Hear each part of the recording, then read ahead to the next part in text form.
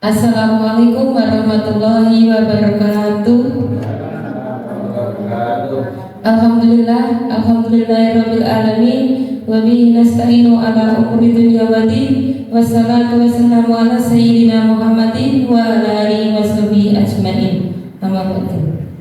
Yang terhormat Bapak Kepala Sekolah SD Negeri Sambongrejo II, yang saya hormati Bapak Ibu Dewan Guru SD Negeri Sambongrejo II. Pertama kalinya marilah kita ucapkan puji syukur kehadirat Allah Subhanahu wa taala sehingga kita dapat berkumpul di sini dalam keadaan sehat walafiat. Kedua kalinya salawat serta salam semoga tetap terlimpahkan kepada Nabi Muhammad SAW yang kita harapkan syafaatnya di hari kiamat nanti. Di sini saya akan membawakan susunan acara pada diseminasi aksi nyata budaya positif. Acara pertama yaitu pembukaan, kedua sambutan, ketiga pembacaan doa, keempat dan penutup. Memasuki acara yang pertama yaitu pembukaan, mari kita buka acara ini dengan bacaan Al-Fatihah bersama-sama.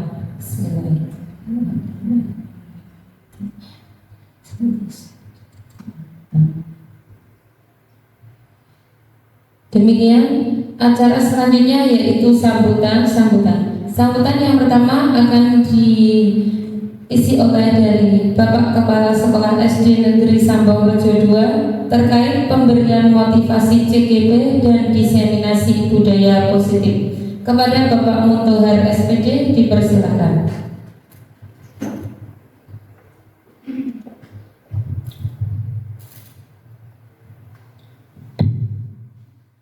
Assalamualaikum warahmatullahi wabarakatuh. Alhamdulillah, syukurillah, la haula wala quwwata illa billah, amma ba'du. Bapak Ibu guru yang saya hormati, terkhusus untuk Bu Fitri Alailatul Rosida selaku calon penggerak angkatan 11. Alhamdulillahirrahmanirrahim, kita panjatkan puji syukur kepada Allah Subhanahu wa taala atas segala limpahan nikmatnya. Pada pagi hari ini kita bisa melaksanakan acara diseminasi aksi nyata selaku Bu Ida sebagai guru penggerak, calon guru penggerak angkatan 11. Mudah-mudahan bisa berjalan lancar pada pagi hari ini. Selawat serta salam mudah-mudahan terlimpahkan kepada baginda Rasulullah SAW. Bapak Ibu guru sekalian, dalam acara atau agenda pada pagi hari ini diseminasi aksi nyata yang dilaksanakan oleh Bu Ida memenuhi tugasnya. Saya lihat di sini adalah mengambil judul adalah budaya positif.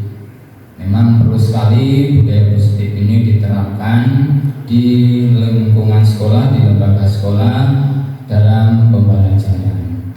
Ini kaitannya dengan yang pertama didasari oleh latar belakang. Latar belakang ini melandasi bahwa lingkungan sekolah itu adalah lingkungan yang nyaman, lingkungan yang menyenangkan, lingkungan yang tentram. Di dalam pelaksanaan pembelajaran ini akan mendukung sekali dengan terlaksananya budaya positif. Makanya latar belakang yang melandasi kegiatan Bu Ida hari ini adalah ini tepat sekali sebagai landasannya adalah tadi lingkungan sekolah yang nyaman dan lingkungan sekolah yang menyenangkan bagi peserta didik untuk mewujudkan budaya positif. Monggo Bapak Ibu untuk berkolaborasi dengan adanya guru penggerak atau calon guru penggerak yang disalurkan Bu Ida ini, kita bisa tergerak, kita bisa bergerak dan bahkan kita bisa menggerakkan. Jadi ini tepat sekali. Jadi bagi teman-teman sejawat ini kita bisa mengadopsi apa yang dilaksanakan oleh Bu Ida. Dan semoga di tahun-tahun depan ini banyak teman-teman yang lolos di angkatan berikutnya. Ini angkatan yang ke-11 kalau tidak salah. Nanti ada angkatan berikutnya. Mudah-mudahan banyak guru-guru dari SDN Samborejo 2 ini, kalau guru-guru dari SDN Samborejo 2 ini yang lolos untuk mengikuti calon guru, sehingga baik sekali untuk ambil nilai positifnya. Sebuah program, sebuah tujuan, sebuah kegiatan ini akan berhasil apabila yang pertama adalah dilakukan dengan adanya sebuah perencanaan. Saya yakin Bu Fitria Lailatul Rosidah ini sudah mempersiapkan dirinya, menyiapkan perencanaan dan sebagainya supaya kegiatan yang dilaksanakan terutama dalam judul budaya positif ini bisa berhasil. Yang pertama tadi adalah dengan sebuah perencanaan yang bagus. Sebuah perencanaan yang bagus akan menghasilkan kegiatan yang baik. Kemudian berikutnya adalah adanya kerjasama dengan teman sejawat. Tadi saya katakan teman-teman guru sejawat ini bisa terimbas, bisa mengadopsi, bisa terinspirasi model pembelajaran yang dilaksanakan oleh teknis-teknis dalam calon guru penggerak ini. Banyak sekali ya bahwa pembelajaran dengan secara modern yang bagus untuk mengangkat citra seorang guru, kaya akan inovasi-inovasi. Ini yang perlu kita apresiasi.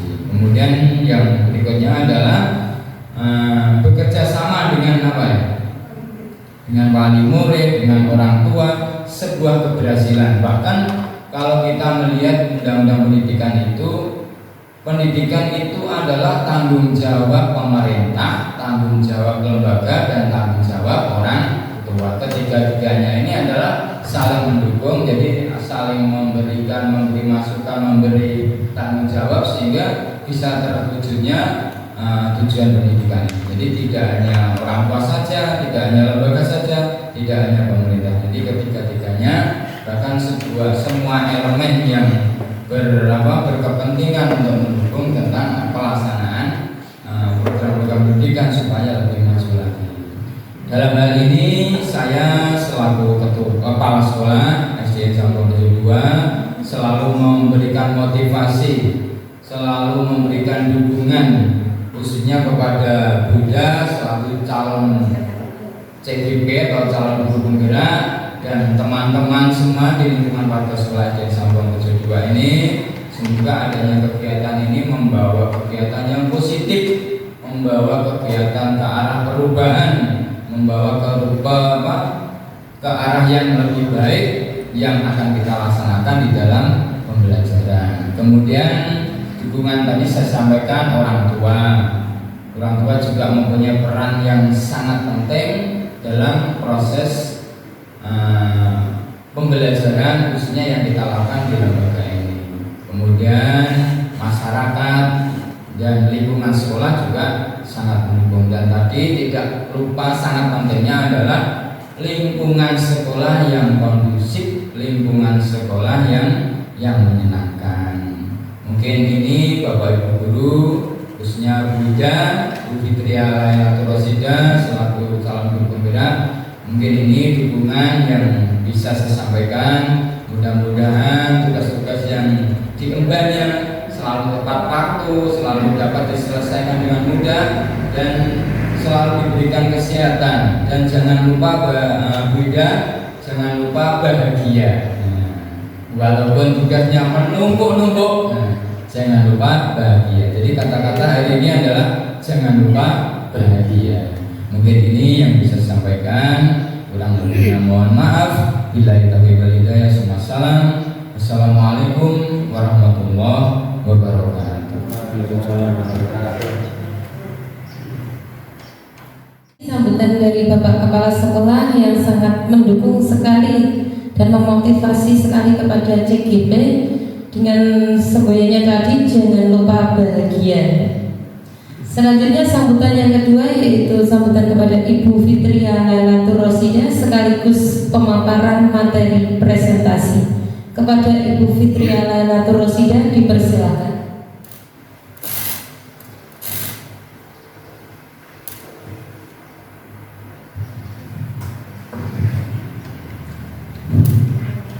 Terima kasih atas waktu dan tempat yang telah diberikan. Assalamualaikum warahmatullahi wabarakatuh.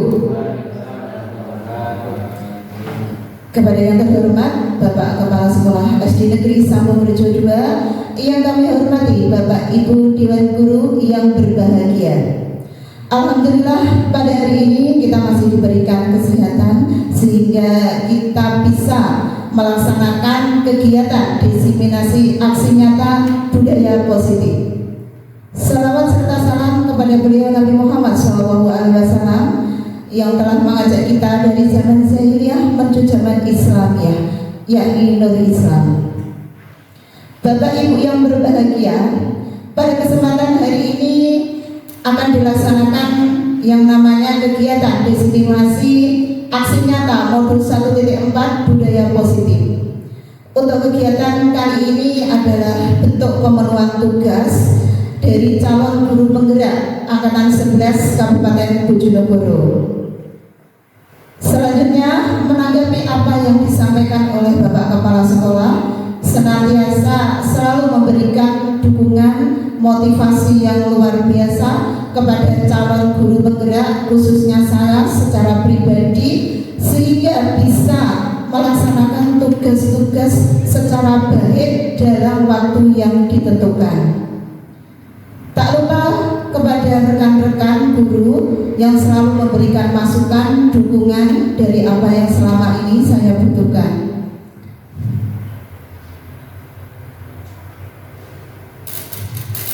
Langsung saja Bapak Ibu, kita memasuki acara kegiatan diseminasi presentasi. Yang pertama tadi adalah ini dari profil saya, Fitria Lailatul Rosidah, calon guru penggerak Angkatan 11 Kabupaten Bojonegoro.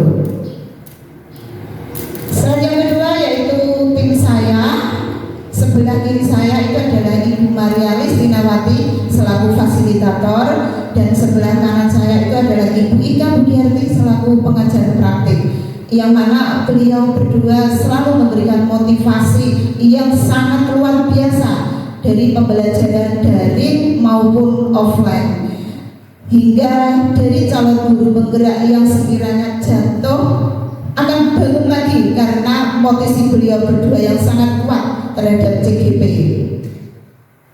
Selanjutnya di sini adalah rancangan tindakan untuk aksi nyata termuat dari beberapa poin. Ini adalah latar belakang, tujuan, tolok ukur, dan selanjutnya masih ada lagi. Latar belakang, kenapa saya harus membuat atau mengangkat dari budaya positif diseminasi aksi nyata pada modul 1.4 di Lembaga SD Negeri Sambung Rejo II? Karena menurut saya di sini melihat ada beberapa siswa yang masih kurang atau belum menerapkan yang namanya budaya positif, sehingga mendasari saya untuk membuat rancangan tindakan tersebut. Jadi Bapak Ibu, sebelum saya masuk ke aksi nyata dan diseminasi yang hari ini saya lakukan, saya membuat rancangan terlebih dahulu. Artinya rancangan itu berisi dari beberapa apa yang saya lakukan, apa yang akan saya beri tindakan di sekolah nantinya.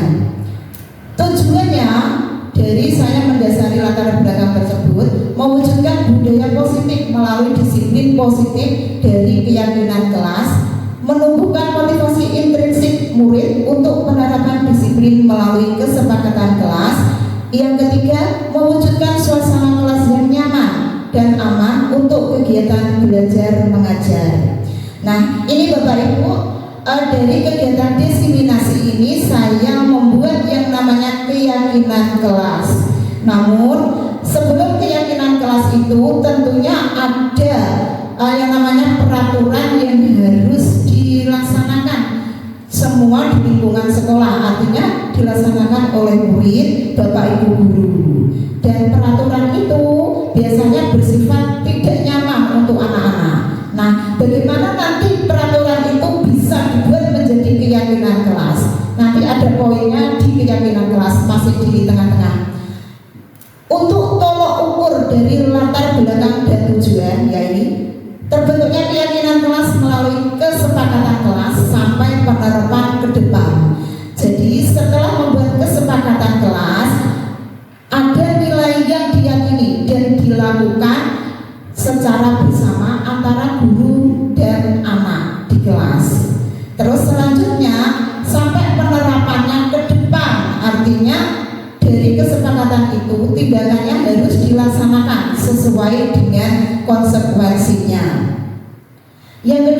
murid memiliki motivasi intrinsik sehingga dapat menuangkan ide terkait sikap disiplin pada dirinya. Nah, ini untuk motivasi itu ada dua, ekstrinsik dan intrinsik. Kalau ekstrinsik itu dari luar, anak itu mudah sekali terpengaruh oleh pengaruh luar, teman maupun orang dewasa. Namun bagaimana cara kita untuk memberikan tindakan yang baik, memberi contoh perilaku yang baik kepada anak, sehingga dari tindakan pembiasaan itu anak bisa meniru dari perilaku bapak ibu guru di sekolah. Yang ketiga, murid mampu menjalankan keyakinan kelas yang telah dibuat secara bersama. Nah, ini tadi saya sudah sampaikan, sebelum terjadi atau muncul keyakinan kelas, kita membuat yang namanya kesepakatan kelas. Lini masa tindakan aksi nyata. Nah, ini Bapak Ibu, sebelum saya memasuki ke diseminasi pada hari ini adalah bentuk rancangan saya atau istilahnya schedule. Itu pertama membuat rancangan, terus yang kedua berkoordinasi dengan Bapak Kepala Sekolah, yang ketiga guru bersama murid menyusun keyakinan kelas, kemudian disepakati diyakini dilaksanakan sesuai apa yang menjadi kesepakatan bersama. Kemudian sebagai tanda kesepakatan itu, guru dan ketua kelas menandatangani yang namanya kontrak kesepakatan. Jadi nanti setelah kesepakatan sudah terjadi, itu kita tidak boleh berbicara tentang kesepakatan, kecuali nanti muncul yang namanya pelanggaran. Kita mengalihkan ke kesepakatan. Yang terakhir yaitu evaluasi refleksi setiap kegiatan. Seperti apa yang disampaikan oleh Bapak Kepala Sekolah, jika kita menerapkan budaya positif itu tidak bisa kita melangkah sendiri, karena memerlukan banyak dukungan. Yang pertama dari Bapak Kepala Sekolah, kemudian dari rekan-rekan guru, dan untuk tindakan aksi nyata yang sudah saya lakukan di kelas, itu nanti bisa Bapak Ibu guru tiru dan dipraktekkan di kelas masing-masing. Nah, Bapak Ibu, selanjutnya kesepakatan kelas diseminasi. Seharusnya kesepakatan kelas ini kita buat secara bersama-sama, tapi karena waktu yang ditentukan, jadi saya buat terlebih dahulu Bapak Ibu. Yang pertama, peserta aktif dalam diskusi. Yang kedua, menghormati pembicara dan peserta diskusi. Yang ketiga, bebas makan dan minum. Yang keempat, menjaga kebersihan ruangan. Dan yang kelima adalah saling menghargai. Bagaimana Bapak Ibu, kita sepakat untuk kesepakatan diseminasi pada hari ini? Sepakat. Mana suaranya? Iya, terima kasih. Bapak Ibu silakan berdiri, kita akan melakukan ice breaking bersama-sama ya. Tunggu sebentar. Jadi nanti kita menirukan dari gaya saya di situ sampai lagu selesai.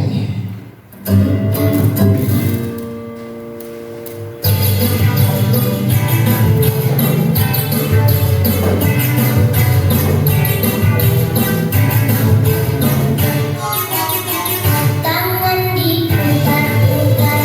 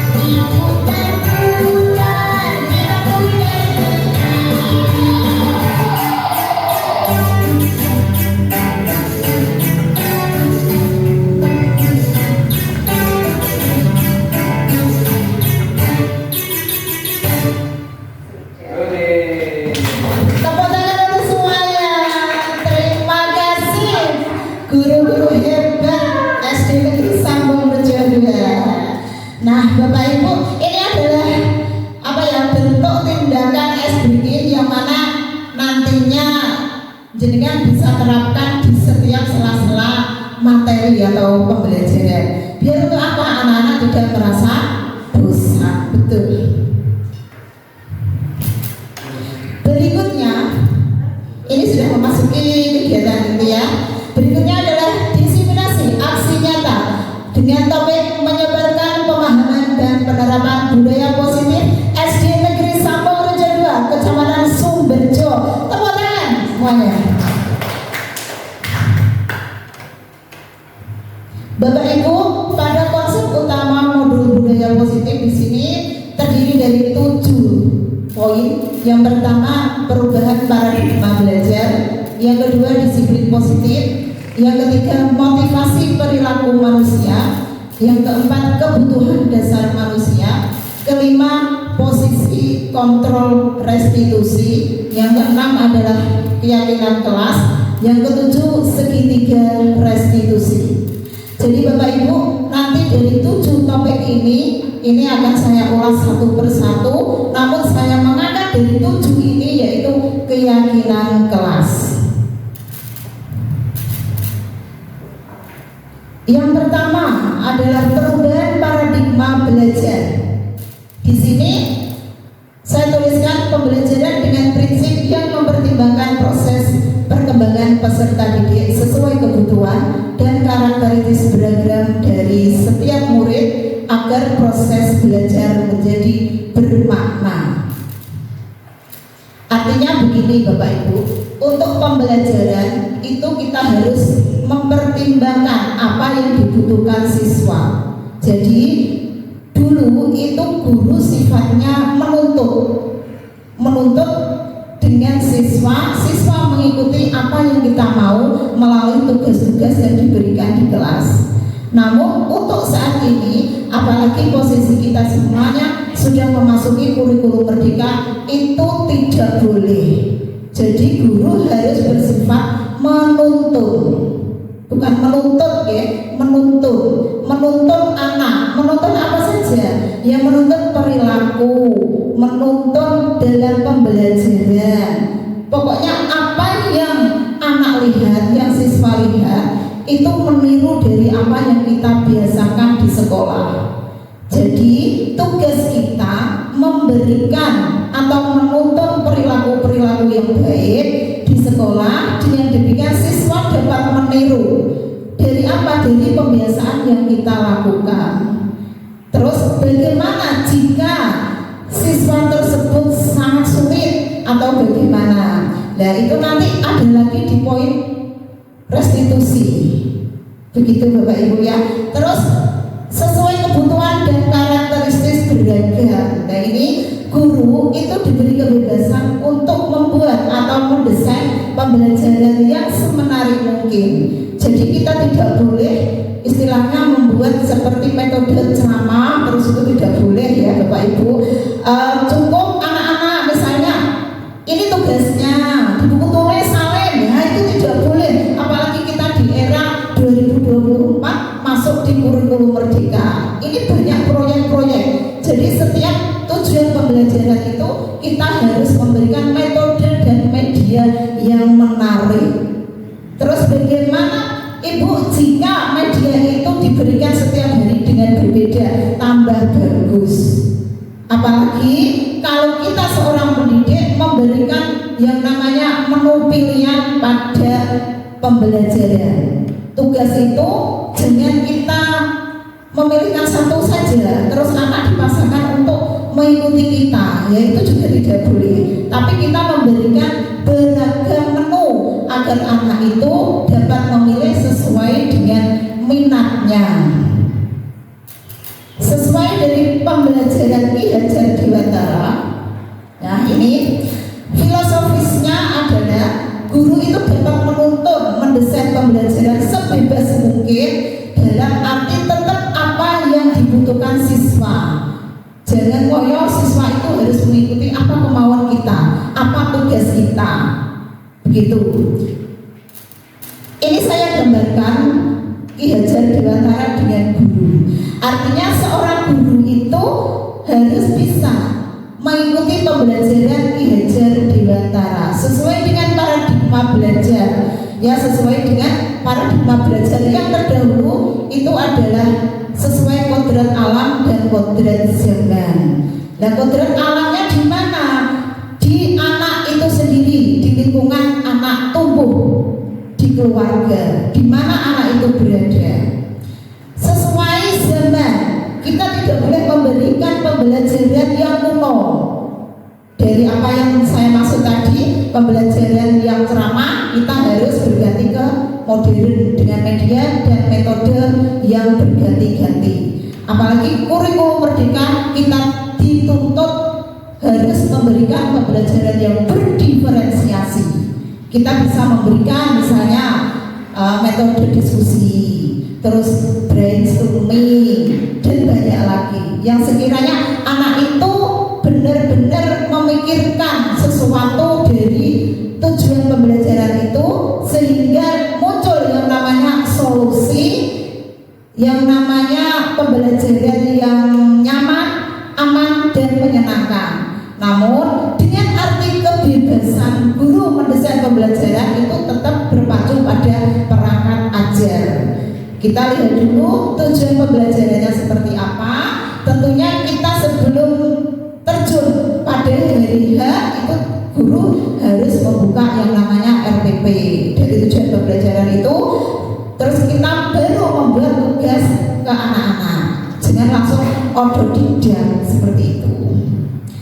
Bapak Ibu bisa kita lihat di sini, ini adalah gambaran dari profil pelajar Pancasila sesuai dari kurikulum merdeka. Ayo kita baca Bapak Ibu. Untuk nomor 1, beriman, bertakwa kepada Tuhan yang Maha Esa dan berakhlak mulia. Yang kedua adalah mandiri, selanjutnya bernalar kritis, berkebinekaan global, bergotong royong, dan kreatif. Nah, ini profil pelajar Pancasila ini adalah gambaran dari pembelajaran kurikulum merdeka, terdiri dari 6 dimensi. Terus bagaimana jika pembelajaran itu diambilkan dari dimensinya ini malah bagus, tambah bagus, terus mengambil sebagian, ya tambah bagus. Artinya kita tidak boleh mengabaikan dari dimensi profil pelajar Pancasila. Karena kebetulan untuk tahun ini SD kita sudah semuanya pada jenjang kurikulum merdeka, jadi kita nanti mudah untuk menerapkannya. Nah, selanjutnya ini adalah bentuk pembelajaran dari kurikulum merdeka. Yang pertama, pembelajaran berpihak pada murid, pembelajaran kontekstual, membangun konstruktivisme dalam pembelajaran, membangun kemampuan berpikir kritis. Ini sebenarnya bentuk pembelajarannya itu banyak sekali Bapak Ibu, tapi saya ambil poinnya saja sesuai dari apa yang saya sematkan adalah foto anak-anak di situ. Nah, ini untuk yang kemarin di kelas 6, ini adalah bentuk pembelajaran dari mata pelajaran matematika. Ini adalah menggabungkan 2 bangun atau lebih, kemudian anak-anak menjumlah, menghitung volume dan lain-lainnya. Di situ artinya guru memberikan pembelajaran yang berpihak pada murid. Sebelum melangkah ke tugas yang ini, anak-anak kita harus ditawari. Kira-kira kegiatan ini anak-anak suka apa enggak ya, dengan berbagai menu, berbagai pilihan. Jika memilih pada menu yang A, silakan. Tapi misalkan kalau sudah, ya kita kasih tahu anak-anak untuk yang menu yang akan pilihan yang A ini kemarin sudah. Bagaimana dengan pilihan yang B? Boleh Bu, boleh. Kita coba, tidak apa-apa. Namun dengan memberikan bimbingan, karena untuk tugas proyek itu enaknya dikerjakan secara berkelompok, tidak mandiri. Kalau mandiri itu anak-anak kan lama ya Bu ya untuk mengerjakannya, lama sekali. Jadi kalau untuk berkelompok itu akan mudah. Mungkin satunya diam, satunya mendapatkan jawaban, satunya mendapatkan solusi, akhirnya terus digabung muncul yang namanya solusi dalam diskusi. Yang terakhir itu adalah membangun kemampuan berpikir kritis. Nah, ini masuk pada dimensi berpikir kritis. Nah, artinya kita memberikan suatu pembelajaran di kelas itu tidak lepas dari profil pelajar Pancasila sesuai apa yang disematkan pada Ki Hajar Dewantara, bahwa pembelajaran itu juga berpihak pada murid, artinya menyenangkan. Harus anak-anak itu di kelas harus kondisi senang, aman, pokoknya harus senyum. Seperti apa yang Bapak Kepala Sekolah bilang tadi, jangan lupa bahagia. Nanti kalau jenengan memberikan bahagia ke anak-anak tapi gurunya sedih, ya tidak boleh, harus sama-sama berbahagia, begitu. Selanjutnya adalah disiplin positif. Artinya disiplin berhubungan dengan tata tertib dan kepatuhan pada peraturan. Namun pada disiplin di sini cenderung merasa diterkekangkan atau ketidaknyamanan. Contoh, misalnya kita membuat yang namanya aturan atau peraturan yang ada di lembaga kita, terus kita laksanakan, kita jalankan secara bersama guru dan siswa.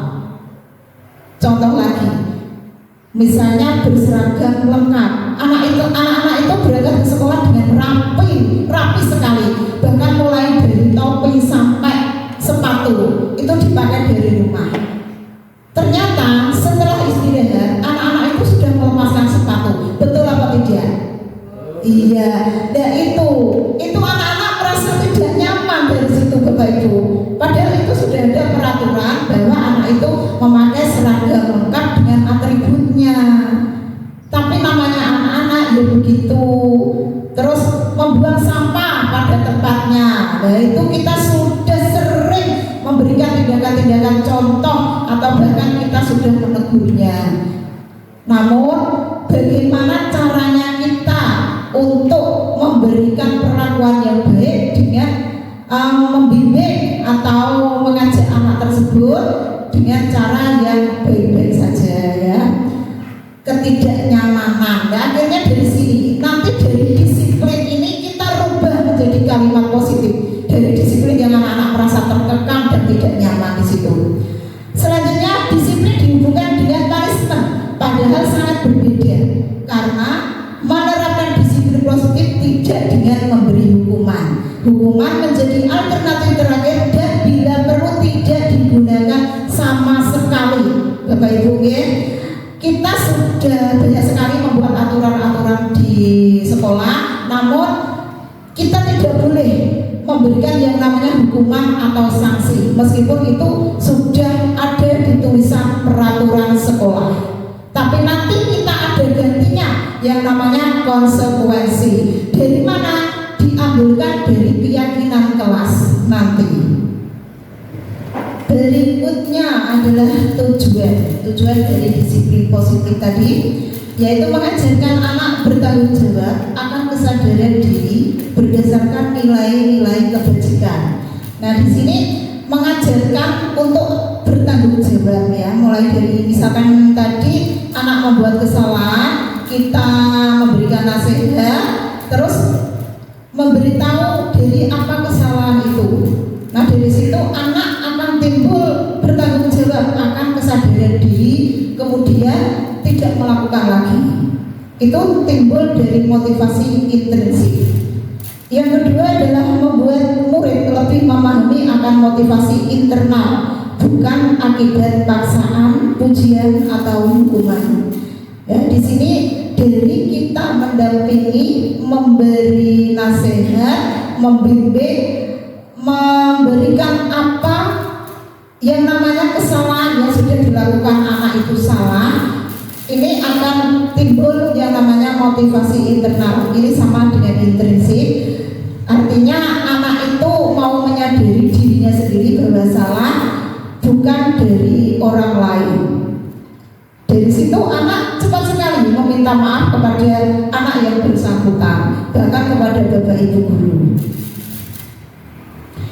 Disiplin positif dalam menerapkannya kita tidak bisa bisa berjalan sendiri. Tentunya kita membutuhkan saling kerjasama dengan pihak sekolah untuk menciptakan lingkungan yang positif.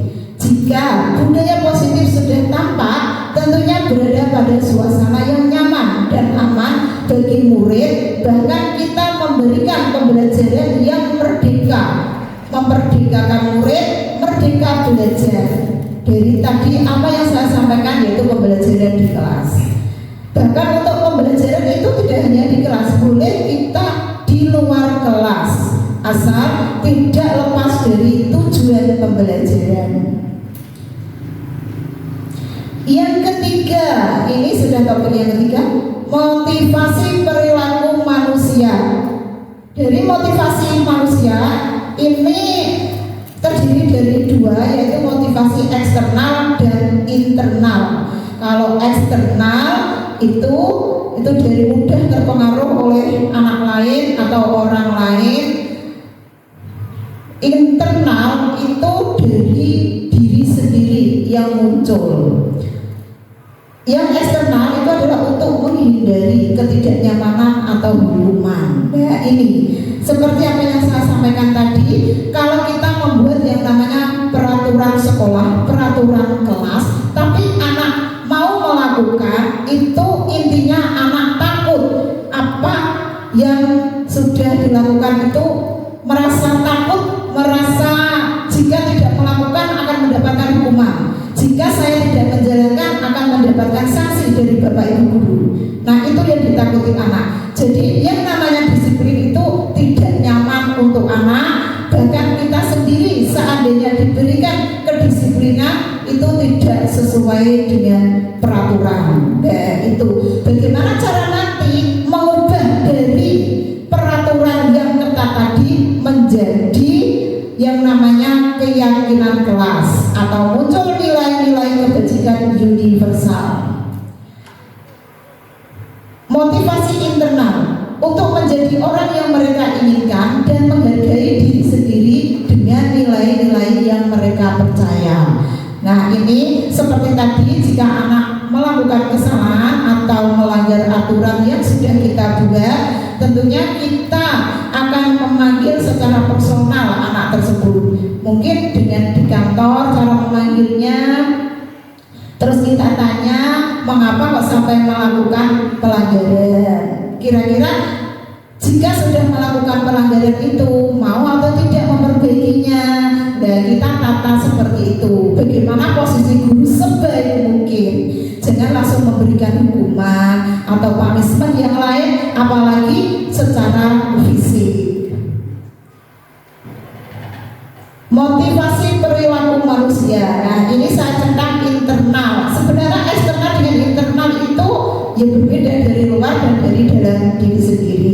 Tapi lebih mudah lagi ke internalnya, karena anak itu lebih sadar akan kesalahan yang mereka lakukan. Ya tentunya kita sebagai guru dengan mendampingi, dengan memberitahu bahwa kesalahan itu tidak boleh, jangan diulangi lagi ya nak ya. Besok kamu tidak boleh bertengkar, kamu besok tidak boleh misalnya ngerasai koncone, nah itu tidak boleh. Jika motivasi itu sudah tampak pada anak, maka kita perlu menghindari yang namanya hukuman. Bahkan pemberian penghargaan yang berlebihan itu juga tidak boleh. Kita sebagai guru hanya boleh memberikan yang namanya pujian. Oh bagus. Contoh misalnya pada piket kelas hari ini, jenengan masuk di kelas masih kotor, mesti kan gini, piketnya siapa hari ini? Nah, tidak boleh kita membuat suara-suara seperti itu, tidak boleh. Namun bagaimana cara memberi pertanyaan, anak-anak sekarang piketnya siapa? Kenapa kok tidak menyapu? Kenapa tidak menata buku? Kalian lupa ya? Kita buat kalimat yang selembut mungkin kepada anak-anak, biar anak-anak itu merasa diterima, merasa bahwa Bapak Ibu guru itu mempunyai kasih sayang kepada anak-anak. Selanjutnya adalah kebutuhan dasar manusia. Nah, dari tadi kita sudah mempelajari tentang perilaku. Nah, perilaku ini juga berhubungan dengan kebutuhan dasar manusia.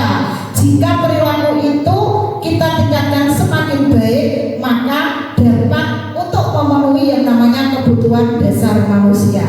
Di sini terdiri dari 5 poin. Yang pertama adalah kebutuhan fisiologis. Kebutuhan ini termuat mencakup dari sandang, pangan, dan papan. Bagaimana Bapak Ibu jika dari 3 kebutuhan itu belum tercukupi ke panjenengan? Kira-kira bagaimana Bapak Ibu? Sandang, pangan, papan. Jenengan bisa beli sandang tapi tidak mempunyai papan. Kira-kira bagaimana perasaannya? Tentunya tidak lengkap, ya. Nah, begitu. Jadi bagaimana caranya mencukupi sandang, pangan, dan papan itu? Kita harus bekerja. Kita harus memikirkan apa yang menjadi kebutuhan kita. Kita harus melengkapi. Jika sudah lengkap, maka akan muncul yang namanya kehidupan yang berbahagia. Yang kedua, kebutuhan kasih sayang dan rasa diterima. Ini untuk anak itu sangat rentan sekali, apalagi kelas rendah itu masih yang namanya sering emosinya itu melonjak. Sedikit saja marah langsung melonjak. Nah, di situ tugas kita bagaimana cara memberi pemahaman kepada anak bahwa anak itu tidak berbuat seperti itu lagi, tidak memunculkan perilaku yang kurang wajar. Nah, bagaimana cara semuanya untuk menutup itu? Kita harus memberikan yang namanya kasih sayang, biar anak-anak itu merasa diterima di tengah-tengah kelas kita. Terus di rumah juga begitu, karena di atas kita itu ada yang namanya lingkungan keluarga. Jika di rumah itu sudah diberikan perilaku yang baik oleh orang tua, tugas kita memberi penebalan saja. Artinya dengan melalui pembiasaan-pembiasaan. Karena anak itu kalau di rumah kadang tidak menghiraukan orang tua, yang digugu lan ditiru itu di sekolah. Ya Bapak Ibu guru kita semuanya yang ada di sini. Jangan sekali-kali kita merasa memberikan omongan atau kata-kata yang tidak enak kepada anak-anak tersebut di kelas, meskipun itu sudah membuat kesalahan, tapi dengan cara memberikan pujian. Tidak apa-apa nak, besok jangan diulangi lagi ya. Ya wes, tidak apa-apa ya. Model-model seperti itu Bapak Ibu yang anak-anak itu perlu mendapatkan perhatian dari kita. Yang ketiga yaitu kebutuhan penguasaan. Nah, ini adalah bentuk pengakuan anak dari kita di kelas, di lingkungan sekolah. Kalau di lingkungan sekolah itu kan dengan kelas lain, dengan Bapak Ibu guru semuanya. Kalau di kelas itu hanya dengan anak yang ada di kelas itu dan wali kelasnya sendiri. Jadi pengakuan ini sangat dibutuhkan kepada siswa. Contoh, anak diberikan instruksi tugas namun tidak sesuai dengan yang kita inginkan. Misalnya hanya sedikit dalam membuat kalimat, anak itu sudah gugup, pinginnya dia langsung cepat-cepat memberitahu bapak atau ibu guru. Mesti nanti bilang begini, saya sudah selesai Bu dengan lari, saya sudah selesai. Ya, itu jangan sekali-kali loh, jawabanmu bukan seperti ini, jawabanmu itu salah. Jangan seperti itu. Tapi berilah pujian. Wah, kamu cepat sekali mengerjakannya. Kamu sangat pintar ya. Tapi nak, di sini masih kurang sedikit saja. Kamu mau memperbaikinya. Harus dengan itu Bapak Ibu, biar anak-anak itu mudah diterima di antara teman sekelasnya dan di hadapan kita sendiri. Merasa punya harga diri, istilahnya seperti itu. Yang keempat adalah kebutuhan kebebasan. Nah, di sini kembali lagi ke kita bahwa seorang guru itu harus mendesain pembelajaran yang semenarik mungkin agar siswa itu merasa tidak bosan, merasa tidak jenuh dalam pembelajaran yang kita lakukan. Artinya bebas dengan memberikan tugas beberapa menu pilihan sesuai dengan gaya minat siswa dalam belajarnya.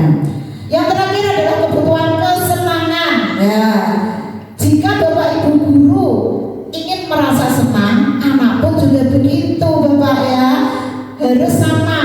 Kita memaksakan anak untuk bersenang-senang, tapi kita tidak senang waktu memberikan pembelajaran. Dan artinya kita harus sama-sama. Bagaimana cara menata hati kita? Kita sudah siap.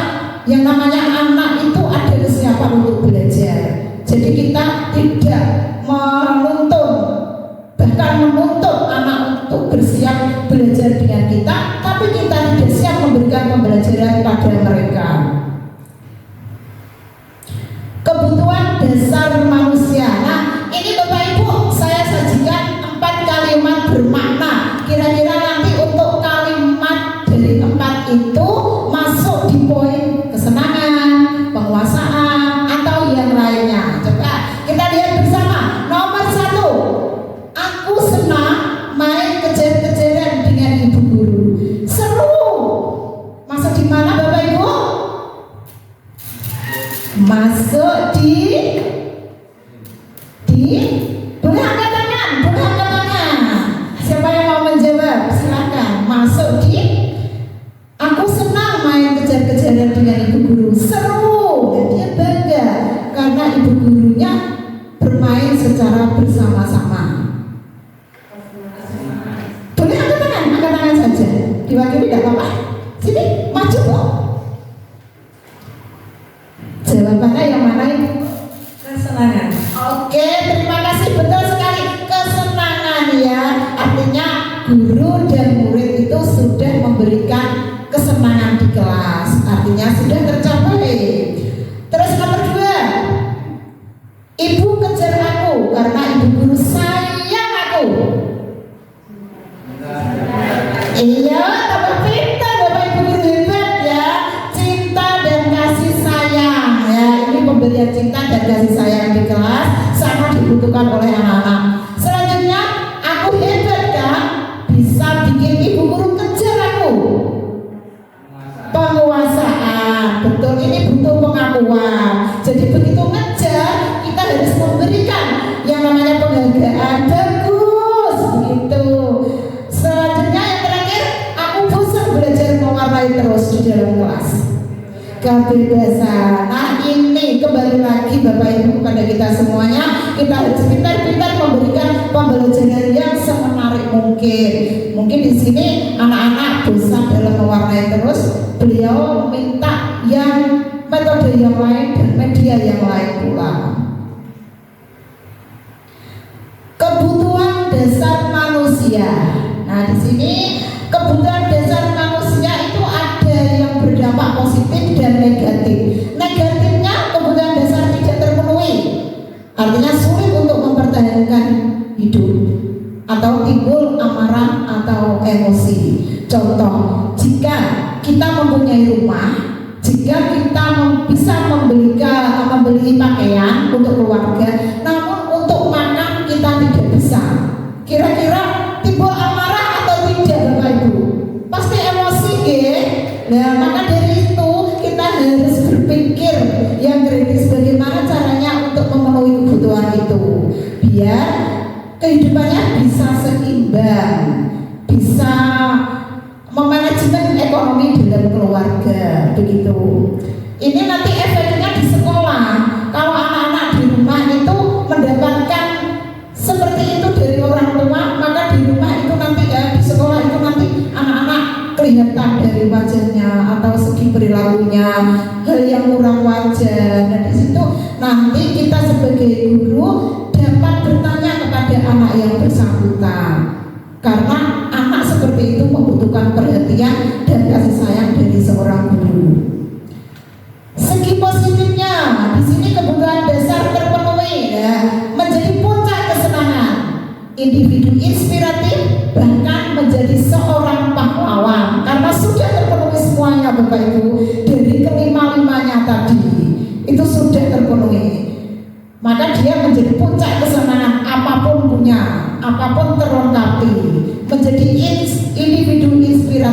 bahkan dari teman-temannya, dari tetangganya itu sangat mengidolakan anak tersebut, seorang pahlawan. Lagi nanti kalau sudah terpenuhi dari kelima-lima kebutuhan tadi, boleh menjadi pahlawan, tapi tidak boleh sombong, begitu, tidak boleh angkuh.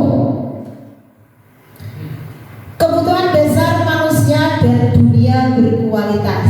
Jadi dari melengkapi kebutuhan dasar manusia itu ada yang namanya dunia berkualitas.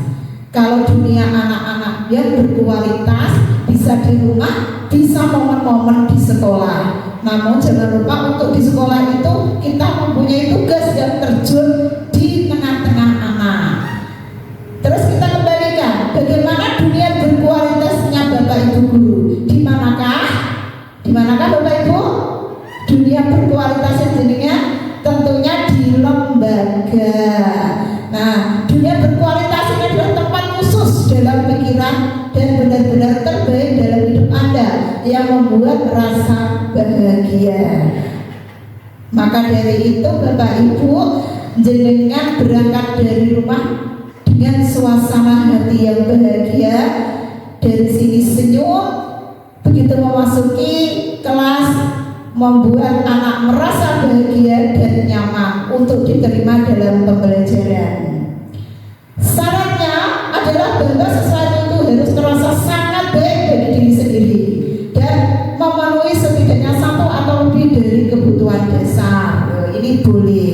Berarti untuk kelima-limanya seandainya tidak tercukupi semuanya, misalkan 3 atau 4 itu bisa kita terapkan. Apalagi kalau semuanya, maka akan yang namanya muncul puncak kesenangan. Yang kelima adalah posisi kontrol seorang guru. Nah ini tadi ya yang saya sampaikan, perilaku kita di sekolah ini tidak lepas dari kelima posisi kontrol. Namun kira-kira Bapak Ibu, dari kelima ini posisi yang jenengan itu kira-kira ada di mana?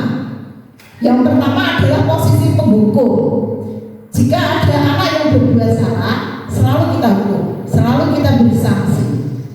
Terus yang kedua, untuk posisi penghukum itu nada kita marah tinggi.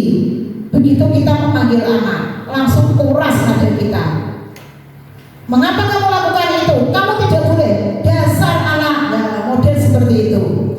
Yang kedua, posisi membuat rasa bersalah. Ini dari posisi ini guru itu bersifat lemah lembut, bahkan memberikan atau memunculkan yang namanya rasa kekecewaan kepada anak. Misalkan, kenapa sih nak tadi kamu membeli pop mie? Seandainya pop mie itu tidak kamu taruh di meja, maka buku-buku yang ada di meja juga tidak akan tertumpahkan oleh kuah mie. Terus sekarang bagaimana? Teman kamu tuh nangis, model seperti itu Bapak Ibu. Selanjutnya posisi teman. Nah ini bisa dikatakan guru itu adalah tempat curhat anak-anak. Biasanya ada anak-anak kalau kesahnya di rumah itu disampaikan ke Bapak Ibu guru. Dengarkan saja, karena itu adalah perilaku yang baik. Nanti jenengan bisa memberikan kesimpulan, oh gini do, oh gini nak, bisa menambahi. Asal apa yang disampaikan anak itu tidak bersifat yang senonoh atau kurang wajar, begitu saja. Yang keempat adalah posisi pemantau. Nah ini guru itu hanya memantau apa yang dilakukan siswa. Misalnya siswa itu sudah berkelahi habis-habisan, bahkan fisik itu sudah timbul misalnya bagaimana itu agak parah, kita hanya memantau dari kejauhan, tapi tidak memanggil secara personal atau individu di dalam kantor. Yang kelima ini saya tentang adalah posisi manajer. Ini adalah posisi yang paling ideal di antara keempat yang lainnya itu. Bahkan keempat itu sudah masuk semuanya di posisi posisi manajer. Ya ini posisi kontrol seorang guru, posisi manajer, mempersilahkan murid mempertanggungjawabkan perilakunya. Tadi sewaktu melakukan kesalahan, anak kita panggil, kita tanya, kenapa kamu melakukan itu? Kira-kira setelah melakukan kesalahan itu, apa yang kamu perbaiki? Terus nilai kebajikan apa yang akan kamu terapkan nantinya setelah melakukan tindakan yang salah ini? Selanjutnya mendukung murid agar dapat menemukan solusi dari masalahnya sendiri. Ya, ini setelah tadi kita mendampingi secara personal, kita membimbing, kita memberikan gambaran dari apa yang dilakukan itu salah, kita memberi waktu. Kira-kira anak itu mau memperbaiki model seperti apa? Jika contoh, ya udah Bu, saya merasa bersalah, saya minta maaf saja, ya sudah, kita terima. Terus menjadi pribadi yang mandiri, merdeka, dan bertanggung jawab atas perilaku sendiri, maka akan tercipta lingkungan yang nyaman dan aman. Bapak Ibu, jika anak muda sekali untuk sadar diri melakukan kesalahan yang sudah dilakukan, itu lingkungan akan tercipta aman dan nyaman. Apalagi di kelas, pembelajaran juga akan kondusif. Yang keenam adalah keyakinan sekolah atau kelas. Keyakinan sekolah ini berarti peraturan yang ada di lembaga. Kalau untuk di kelas berarti peraturan yang ada di kelas. Keyakinan kelas itu apa? Kegiatan untuk menciptakan lingkungan belajar yang positif dan mendukung dengan harapan dapat dijalankan sesuai kesepakatan bersama. Jadi sebelum timbul yang namanya keyakinan kelas, itu membuat yang namanya kesepakatan kelas. Jadi kesepakatan kelas itu ditulis secara keseluruhan, peraturan atau aturan atau tata tertib yang ada di kelas. Karena ini kemarin saya mengangkatnya di kelas, jadi di kelas 6, jadi saya sematkan khusus di kelas 6. Dan nanti setelah ini Bapak Ibu bisa menerapkan di kelas-kelasnya masing-masing.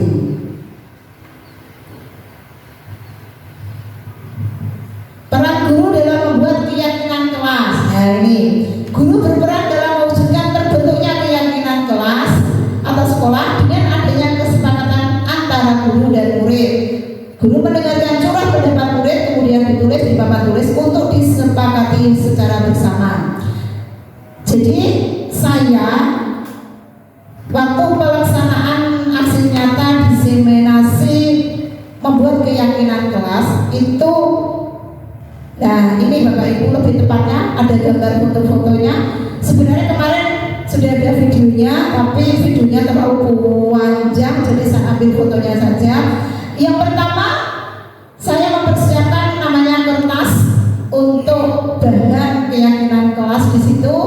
Sebelumnya maka saya memberikan sosialisasi kepada anak-anak apa arti keyakinan kelas, tujuan membuat keyakinan kelas, dan penerapannya ke depan. Artinya setelah membuat keyakinan kelas itu mulai besok bisa diterapkan secara bersama-sama.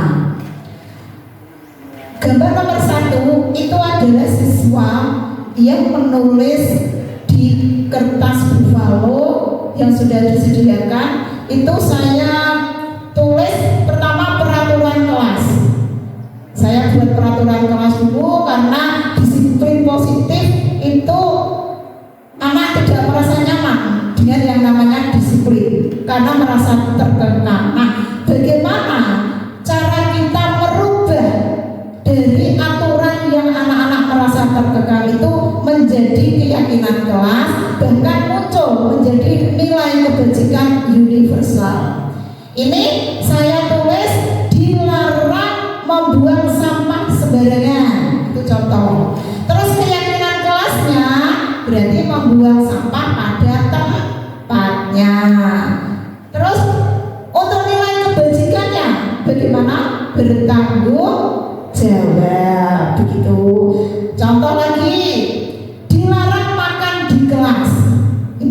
anak-anak kalau waktu membeli makanan di warung karena sangat antri, jadi makanannya dimasukkan di gelas. Ya ini tidak boleh makan di gelas. Bentuk keyakinannya bagaimana?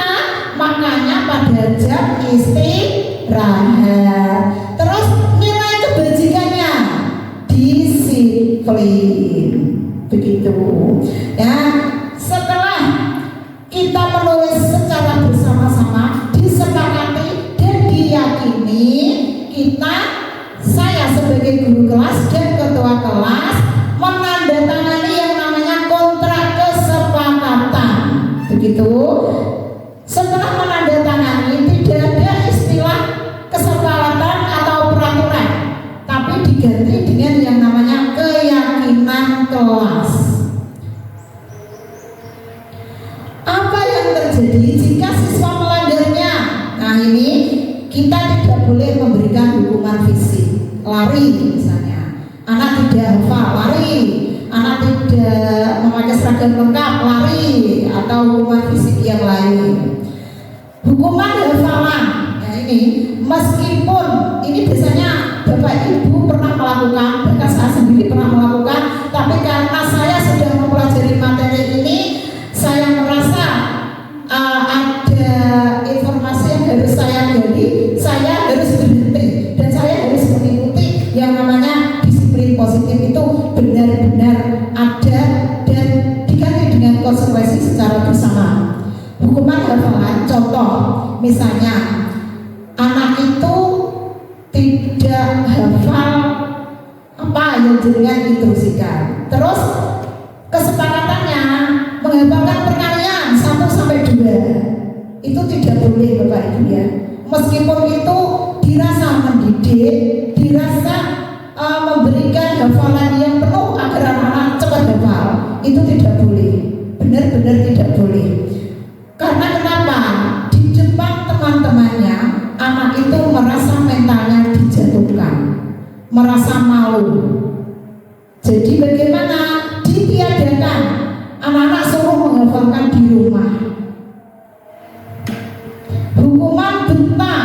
Nah, hukuman bentak ini sebagai guru itu tidak boleh ya, kita memberikan contoh perilaku perlakuan yang tidak enak di depan anak-anak, bahkan pembicaraan kita itu tidak wajar. Nanti anak-anak itu mudah untuk menirunya. Bahkan kenapa? Karena kita sudah memberikan penebalan, sudah memberikan kegiatan kebiasaan ke anak-anak. Lah gurunya kok tambah begini. Nah itu jangan dilakukan. Yang terakhir adalah hukuman bersih-bersih. Nah ini biasanya kalau anak melakukan kesalahan atau tidak mengerjakan PR atau apa, jangan sekali-kali kita memberikan yang namanya hukuman membersihkan kelas, bahkan membersihkan kamar mandi, itu tidak boleh. Apa yang terjadi jika siswa melanggarnya? Nah ini dari kesepakatan kelas yang muncul menjadi keyakinan kelas. Hukuman diganti dengan konsekuensi, Bapak Ibu. Tidak boleh ada kata hukuman atau punishment. Membuat siswa merasa lebih nyaman, tenang, aman selama pembelajaran di kelas, dan melatih menjadi siswa lebih mandiri dan bertanggung jawab, membantu siswa memahami apa yang boleh dan tidak boleh dilakukan, serta konsekuensi jika melanggar aturan yang telah dibuat. Ini contoh, misalnya setelah kita membuat keyakinan kelas sudah disepakati secara bersama-sama, tentunya kita memberikan ke anak-anak tentang mulai besok kita harus menerapkan yang namanya keyakinan kelas di dalam kelas kita sendiri. Terus bagaimana caranya? Jika anak ada yang melanggar, Bu, ada hukuman? Tidak. Bu guru hanya mengembalikan menjadi konsekuensi. Konsekuensinya bagaimana? Konsekuensinya ya dengan kita memberikan bimbingan, nasihat secara personal. Jika dirasa anak itu mentalnya lebih down atau bagaimana di depan teman-teman sekelasnya, Kita harus tahu tentang itu. Nomor 7 adalah segitiga restitusi, yang mana restitusi ini adalah menciptakan kondisi bagi murid yang memperbaiki kesalahan dari apa yang telah dilakukan. Jadi merasa diterima di tengah-tengah kelompoknya dan dikembalikan ke kelompoknya. Apa ya, kalau anak sekarang itu istilahnya kayak geng belajar, geng teman. Nah, di situ jika kamu tidak mematuhi geng saya, maka keluarlah dari geng saya. Nah, mudah sekali itu kalau anak SD tentang dengan yang namanya geng-gengan. Namun bagaimana cara kita sebagai guru memperbaiki, kita sama-sama memperbaiki. Yang pertama tadi ya kita memberikan bimbingan, pemanggilan secara personal, memberitahu kamu salahnya di sini, terus apakah kamu memperbaikinya ke depannya itu bagaimana, terus nilai keyakinan yang kamu akan apa. Kemarin kamu kan sudah membuat kesepakatan di kelas dengan Bapak Ibu guru, bahkan kamu janji sudah tidak melakukan lagi dan menerapkannya secara bersama-sama. Untuk melakukan perbaikan dari kesalahan anak tersebut, kita memakai yang namanya segitiga restitusi. Ya, segitiga ini terdiri dari menstabilkan identitas. Begitu anak dalam keadaan bertengkar atau emosi yang melunjak, kita istilahnya ngedem anak itu biar tidak melanjutkan pertengkaran. Ya dengan tadi kita memanggilnya secara personal di kantor. Terus teman yang lain biar tidak mengetahui masalah itu, kita masukkan di kelas masing-masing dengan memberi perkataan gini: manusia itu semuanya salah. Kamu tidak apa-apa melakukan, tapi besok jangan diulangi lagi ya. Begitu omongannya Bapak Ibu guru. Yang kedua adalah validasi tindakan yang salah. Ini kemarin saya mengangkat skenario permasalahan, yaitu siswa tidak memakai seragam lengkap pada saat upacara, tidak memakai sabuk. Nah ini kamu tentu punya alasan mengapa kamu melakukan itu. Siapa saja orang yang di rumah yang bisa mengingatkan kamu sehingga kamu tidak melakukan kesalahan. Pokoknya kita harus lemah lembut menghadapi anak-anak. Yang ketiga yaitu menanyakan keyakinan.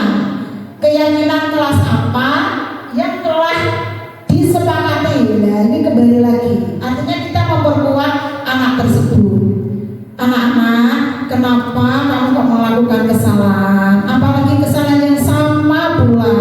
Bukankah kemarin kita sudah membuat keyakinan kelas dengan peraturan yang sudah diubah menjadi kalimat positif? Apa yang kamu perbaiki dari kesalahan ini? Bisakah kamu menunjukkan ke Bapak Ibu guru jika kamu mau memperbaikinya? Itu adalah kalimat-kalimat untuk menanyakan keyakinan, biar anak tersebut tidak mengulangi perilaku yang sama atau kesalahan yang sama. Ini adalah ciri-ciri restitusi yang membedakan dengan program disiplin lainnya. Restitusi bukan menebus kesalahan, namun untuk belajar dari kesalahan. Ya, ini adalah tindakan dari Bapak Ibu guru. Seandainya anak melakukan kesalahan, anak tersebut kita sadarkan bahwa kesalahan itu tidak boleh dilakukan lagi dan dapat memperbaiki hubungan. Apalagi kalau timbul yang namanya motivasi internal pada diri anak. Lebih dikatakan anak itu cepat sadar akan kesalahannya, akan akhirnya timbul minta maaf ke teman yang bersangkutan atau Bapak Ibu guru. Menuntun untuk melihat ke dalam diri. Nah, ini kita memberikan pemaparan bahwa motivasi yang timbul dari internal anak itu sendiri. Kalau sudah muncul, kita perkuat lagi. Mencari kebutuhan dasar yang mendasari tindakan. Nah ini, jika anak tersebut berbuat ulah di sekolah atau di kelas, artinya dari rumah itu sudah mempunyai problematika. Tidak apa-apa kita sebagai guru menggali informasi tentang anak tersebut. Kenapa kok anak tersebut bisa melakukan perilaku yang tidak wajar di kelas, bahkan sampai di lingkungan sekolah, di kelas lain, mungkin berbuat ricuh di kelas lain atau bentak-bentak temannya, ya begitu. Kita tidak apa-apa menggali informasi. Bahkan seandainya informasi itu kurang kuat, kita bisa panggil orang tua anak yang bersangkutan. Karena anak itu butuh kasih sayang di antara bapak ibu guru. Jadi kita sewajarnya masuk di tengah-tengah masalah mereka. Restitusi adalah cara yang paling baik. Bahkan fokus pada karakter bukan tindakan. Nah ini, jika anak melakukan kesalahan itu jangan dilihat tindakannya yang salah, tapi fokus pada karakternya anak. Oh anak ini karakternya di sekolah begini karena di rumah ada masalah yang seperti ini. Wajar berarti. Terus tugas saya sebagai guru memberikan hal tindakan yang namanya restitusi segitiga. Karena pada restitusi itu insya Allah akan menemukan yang namanya solusi yang terbaik, jawaban yang terbaik dari masalah anak tersebut. Itu yang namanya anak itu kan unik di dalam kelas. Unik artinya berbeda-beda berangkatnya. Ada anak yang sudah siap belajar, bahkan fokus sampai pembelajaran akhir, bahkan anak ada yang sudah siap belajar, namun di sini fokusnya ambil. Nah di situ kita lihat, jangan dimarahi, kamu ini kenapa toh? Kamu ini sudah fokus, jangan. Tapi kita memberikan pemahaman kepada anak tersebut, tanya. Kita memberikan pertanyaan yang bermakna dan menggali informasi kenapa anak tersebut melakukan hal yang ada di kelas. Bapak Ibu, sebelum kita ke kolom refleksi, silakan kalau ada yang ditanyakan dari pemaparan materi disiplin positif dan dirubah menjadi budaya positif di lingkungan sekolah atau kelas. Boleh jenengan menanyakan tentang bentuk keyakinan kelas atau dari poin restitusi atau yang lain. Saya persilakan.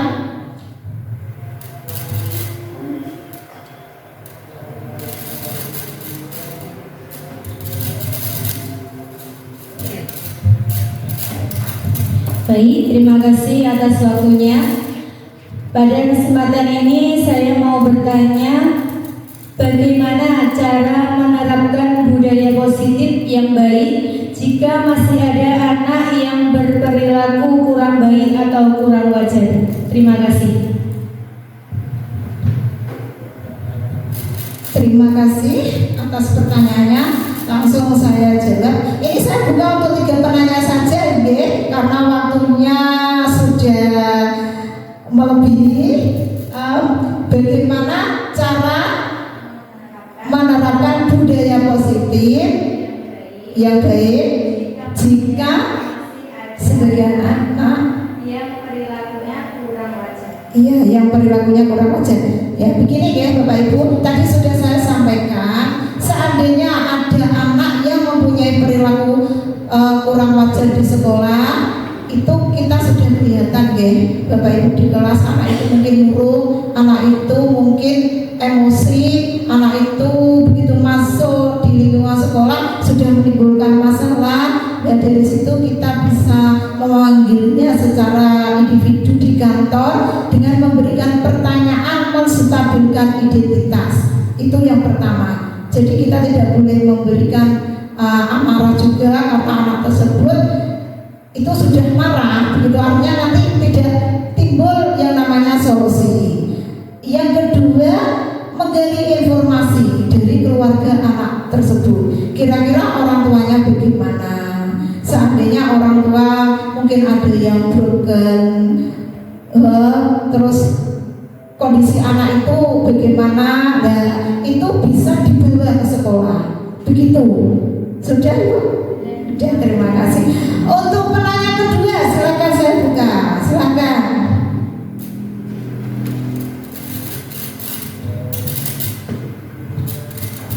Terima kasih, saya mau bertanya, apa yang mendasari anak mudah percaya orang lain sehingga selalu muncul perilaku yang tidak diinginkan di kelas?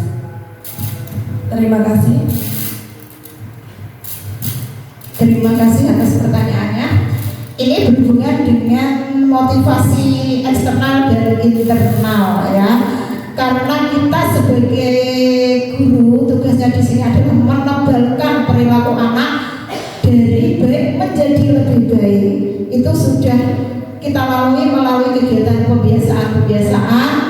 Namun di atas kita itu masih ada yang namanya lingkungan keluarga.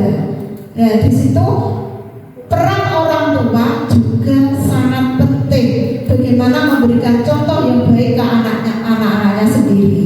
Jadi sifat guru itu menebalkan dari pembiasaan. Karena kita tidak bisa berperan ganda menjadi orang tuanya di rumah. Artinya begitu ya. Kita menjadi orang tua di sekolah. Yang di rumahnya tetap orang tua. Bagaimana Ibu Fitri? Sudah cukup. Masih ada satu pertanyaan lagi. Silakan. Saya buka 3 cermin penanya tadi. Mungkin Bapak Kepala Sekolah.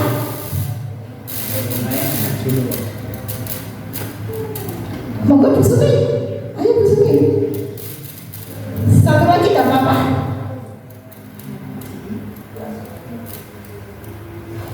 Oke, Bu As. Monggo Bu As. Terima kasih.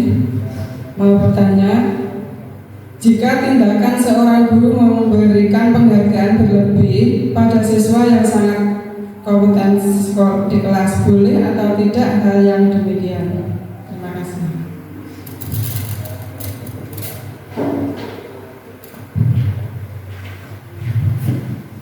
Ya, terima kasih atas pertanyaannya. Jika kita memberikan penghargaan secara berlebih, kita lihat dulu Bapak Ibu ya. Karena penghargaan itu kita hilangkan. Kita hilangkan, kenapa? Karena kita sudah membuat yang namanya keyakinan kelas tadi. Jadi untuk penghargaan boleh saja kalau hanya bersifat pujian. Jadi anak-anak setelah mengerjakan tugas, kita selalu memberikan pujian. Nah, itu jangan lupa. Itu adalah bentuk penghargaan. Namun jangan penghargaan yang secara berlebih. Bahkan contoh seperti ini. Jika dalam kenaikan kelas itu kita selalu memberikan yang namanya piala, bahkan hadiah-hadiah yang lain kepada peringkat 1, 2, dan 3. Tapi kita tidak memikirkan jumlah sekelas itu ada berapa siswa. Bahkan peringkat ke-4, 5, 6 itu saja jika jenengan tidak memberi hadiah, itu anak juga merasa agak minder, berbeda, merasa tidak diterima di tengah-tengah Bapak Ibu guru. Nah, dari sini ini termasuk penghargaan berlebih, bukan memberikan motivasi Bapak Ibu. Bahkan anak yang lain itu kurang mental dan bahkan menjatuhkan mental anak, merasa malu karena saya tidak ada di posisi nomor 1, nomor 2, bahkan nomor 4 bisa jatuh pada suatu saat semester nanti di posisi ke-6.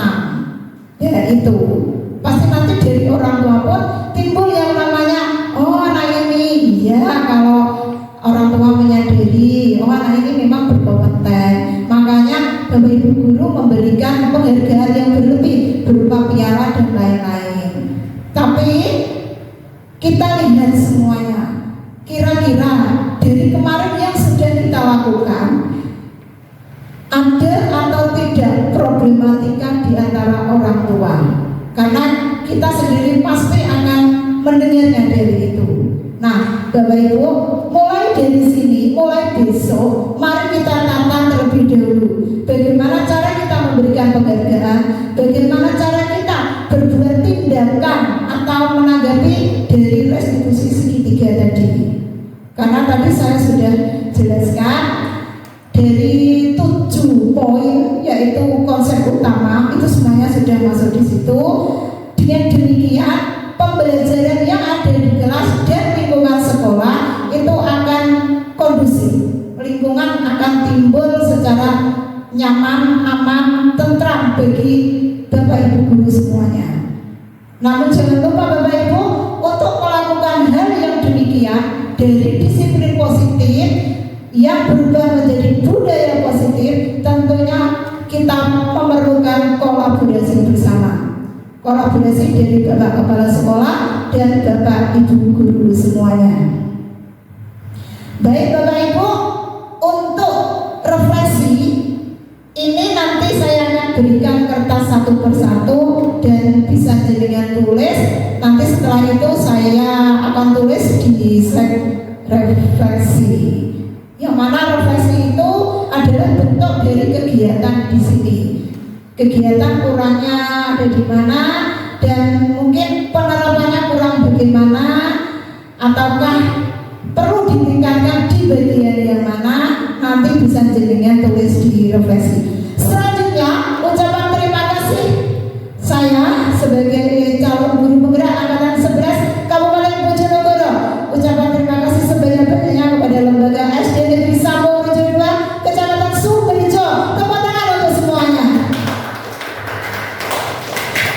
Demikianlah Bapak Ibu presentasi diseminasi modul 1.4 aksi nyata budaya positif pada pagi hari ini. Semoga materi yang saya paparkan bisa bermanfaat kepada semuanya, terutama di lingkungan kelas dan sekolah. Saya sebagai narasumber, apabila ada kata-kata yang kurang berkenan, mohon maaf yang sebesar-besarnya. Wabillahi taufiq wal hidayah.